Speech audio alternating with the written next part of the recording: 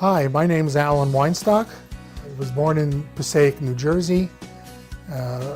Moved shortly thereafter to Long Branch, New Jersey, where I grew up and where I first was involved in NCSY.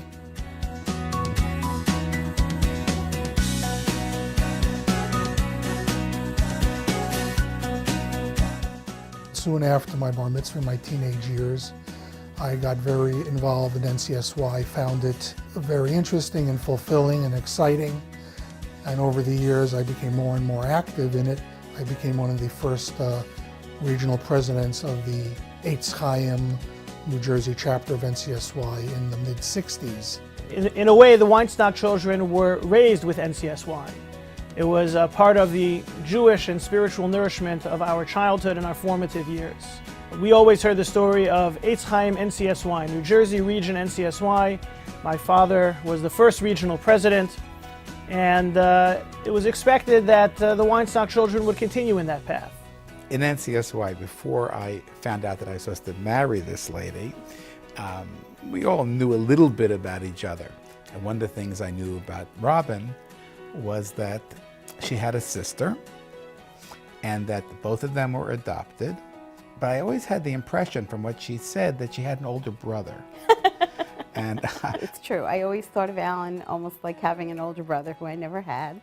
And we had an amazing Rabbi Rafal Grossman, who really inspired all of his congregants, but he was very involved in the initial stages of NCSY.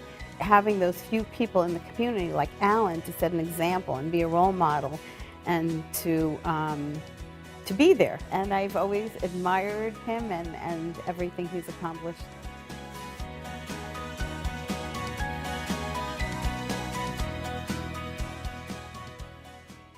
Our 4 children all found a second home in NCSY. I noticed as our children became teenagers, they needed to reach out, be with other teenagers, have activities, social activities without their parents, looking over their shoulders all the time. And NCSY provided that for them. Most of our activities revolved around the shuls and our home. And so we would many times have 8, 12, 14 boys sleeping in the basement, coming for a Shabbaton, which was absolutely delightful. As the youngest member of the Weinstock family, I had the privilege of watching my 3 older siblings pave the way for me in New Haven NCSY, in addition to my parents, Alan and Joan Weinstock. For me, it was a natural progression into the organization. I was going on NCSY events from the age of 9 years old, my first event being ice skating at New Rock City with my older brother, Yosef.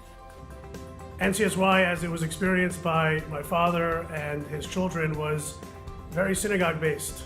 Much of the programming and the sponsorship of the chapters was out of the shuls, and it's not surprising that as a result of that experience, my parents saw synagogue as a central focus for their lives, not just a place to pray, but a place to grow Jewishly in a central address.